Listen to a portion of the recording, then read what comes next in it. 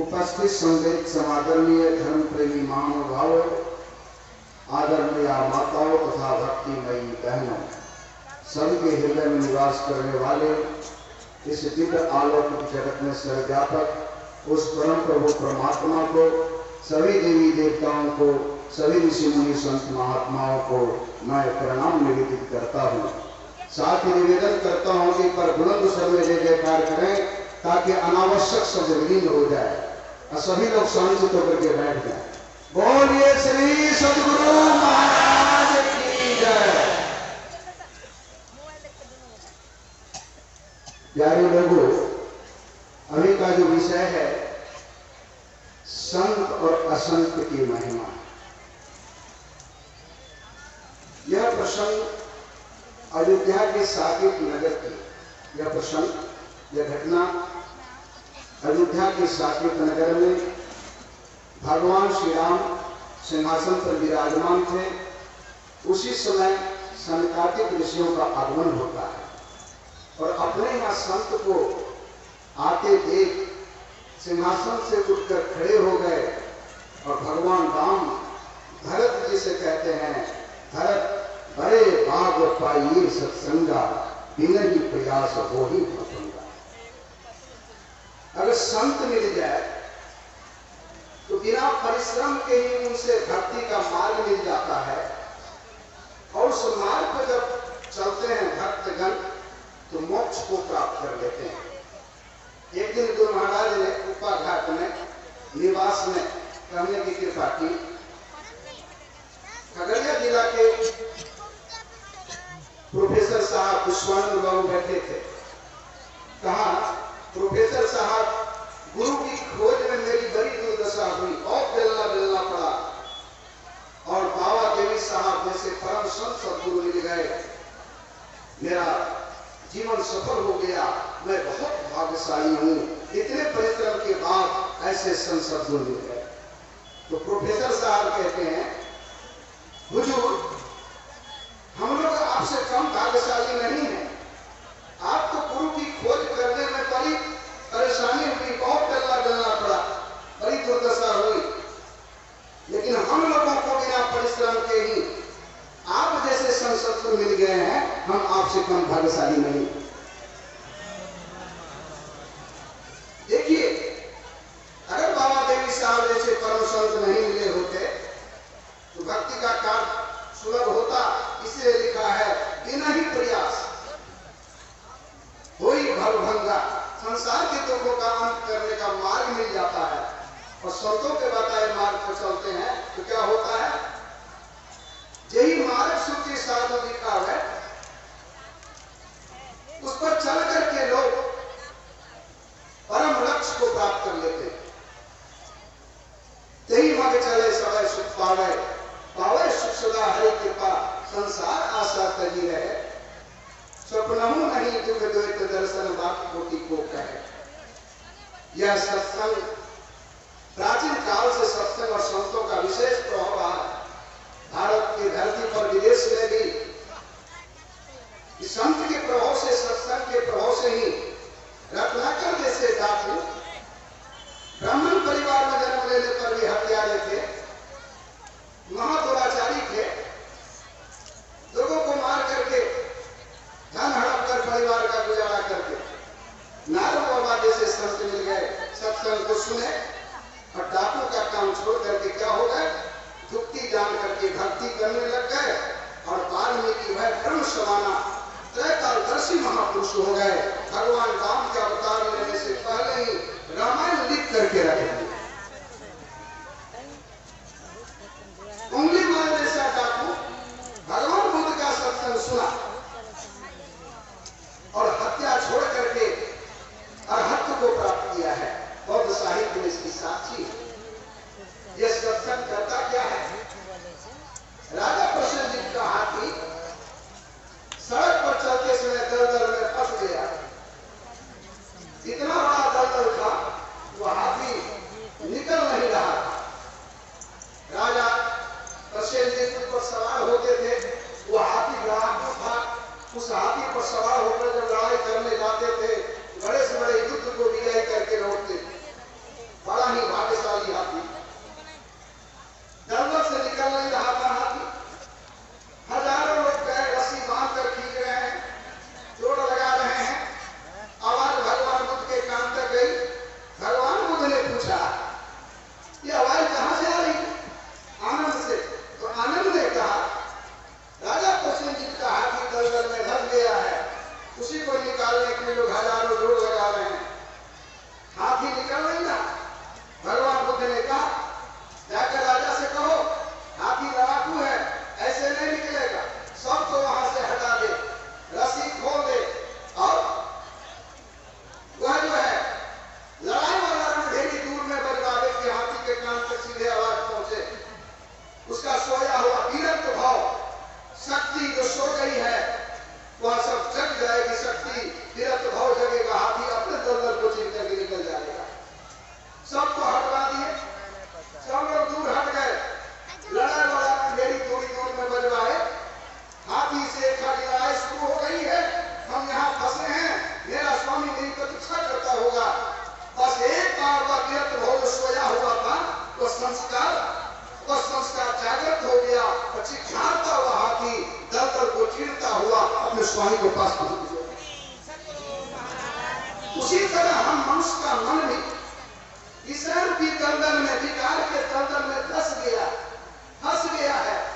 संत महात्मा लोग आते हैं, अखिल भारतीय जिला वार्षिक प्रांतीय, बिहार प्रांतीय, अनुमंडलीय, परमंडलीय, चाहे किसी भी नाम का सत्संग हो, उस सत्संग के माध्यम से आपका हमारा मन को नीचे के दलदल में धस गया है। फंस गया विकारों में, अपने ज्ञान सुना करके आपके सोए हुए ज्ञान को, संस्कार को जगाते हैं। काफी दीक्षा लेकर के जिसे के दलदल को चीर करके मन को हाथी को फंस गया है, आप संसार सागर से पार हो जाए। सत्संग जो है, बिनु सत्संग विवेक न होई, राम कृपा बिनु सुलभ न सोई। सत्संग सुनने से विवेक जगता है, परिमार्जित ज्ञान होता है। और विवेक किसको कहते हैं? विवेक कहते सार क्या है, असार क्या है, पाप क्या है, पुण्य क्या है, कर्तव्य क्या है, अकर्तव्य क्या है, धर्म क्या है, अधर्म क्या है, हम मनुष्य का परम कर्तव्य क्या है, यह सब ज्ञान सत्संग होता है। पढ़ लिख करके विद्वान हो सकते हैं, अगर सत्संग नहीं सुनेंगे, क्या रावण विद्वान नहीं थे? लेकिन सत्संग नहीं सुने, संतों के शरण में नहीं गए, रावण की क्या दशा हुई इतिहास पढ़ने वाले जानते हैं। इसलिए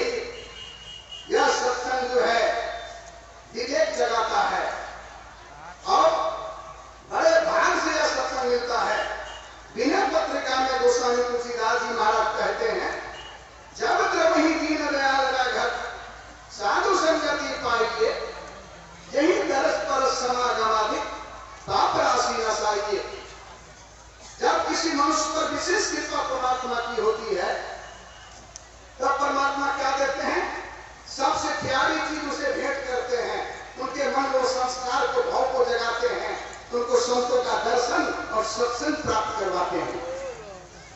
सत्संग को सुनते हैं, संतों का दर्शन करते हैं, क्या होता है?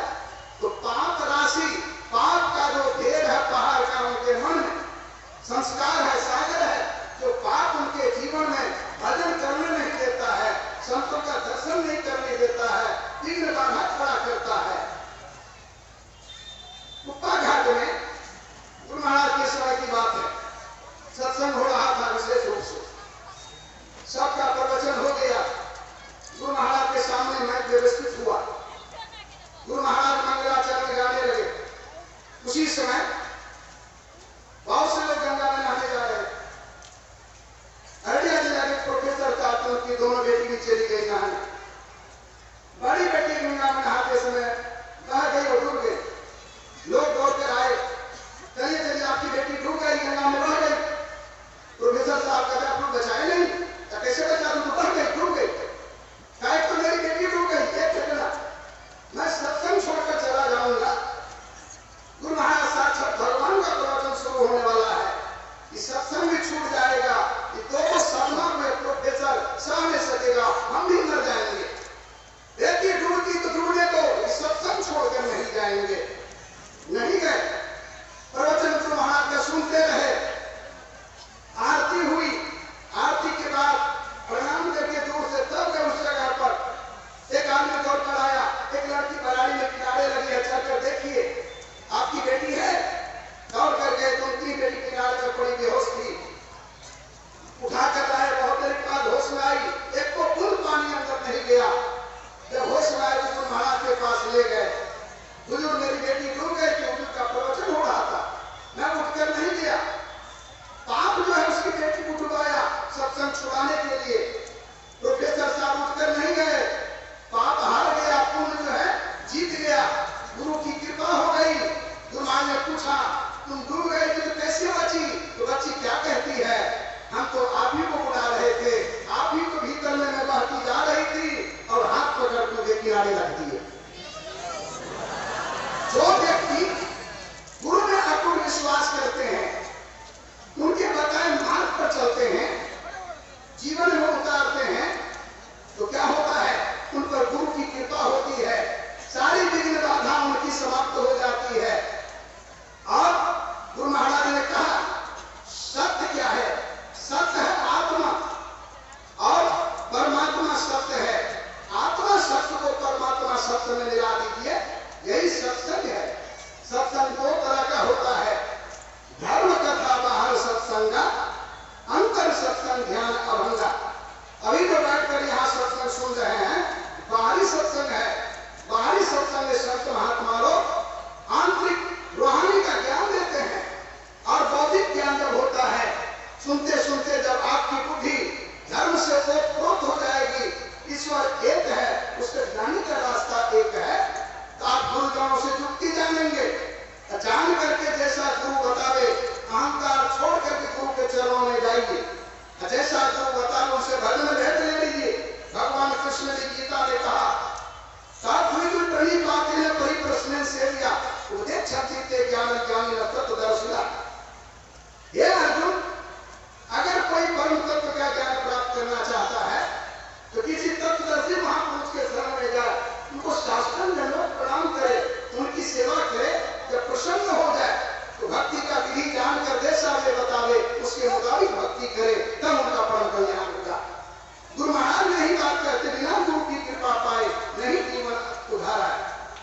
इसलिए गुरु से जुक्ति जान करके एक नाम का जब एक रूप का ध्यान दृष्टियों की क्रिया कर अंतर में ध्यान करेंगे, परमात्मा का द्वार खुलेगा। करते करते एक दिन दृष्टि आपकी टिकेगी, मन टिकेगा, ज्योति का दर्शन होगा,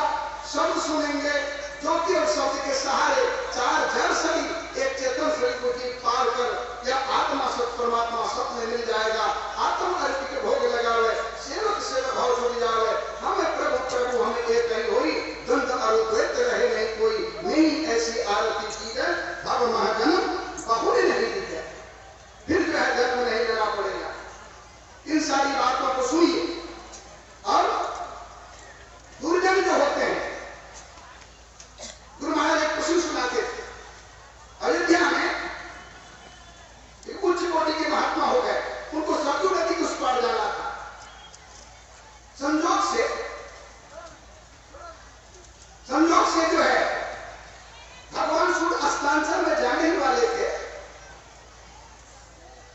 एक नाव लगी, कुछ युवक से बैठे थे, तो साधु बाबा ने नाविक से पूछा, मुझे उस पार जाना है, मैं बैठ सकता हूँ? क्या बैठ जाइए। युवकों ने विरोध किया, नहीं बैठिए, फिर भी बैठ गए।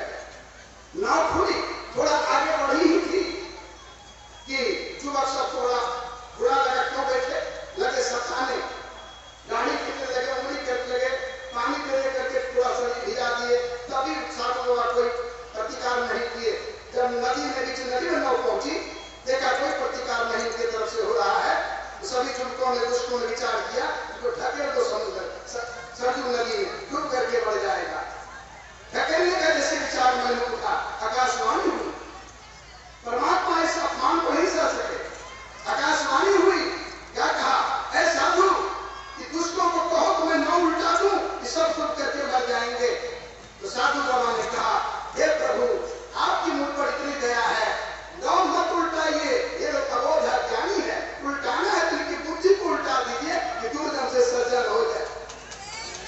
और जैसे ही आकाशवाणी को लोगों ने सुनी तो सभी चरणों में गिर पड़े, कहा कि बाबा आप धन्य है, आपको पहचाने नहीं।